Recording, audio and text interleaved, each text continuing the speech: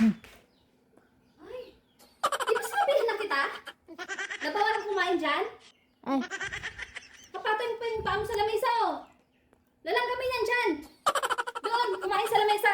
May lamesa na lamesa, eh, hindi ginagamit. Dito kakain. Boy, talaga tong batang to.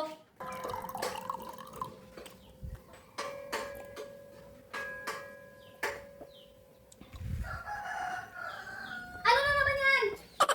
Isang pirasong baso, hindi mo hugasan? Pagkatapos uminom, ilalagay lang dyan? Dahil ba dito? Sa hugasan? Ano na naman? Kung may kukunin sa ref, isara ka agad. Ang mahal-mahal na kuryente. Kayo nagbabayad ng kuryente? Tumatay ako ng pera pang bayad sa kuryente?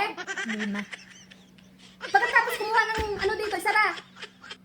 Talaga kayo hindi kayo nag-iisip Lo, sira. Binasag mo yan?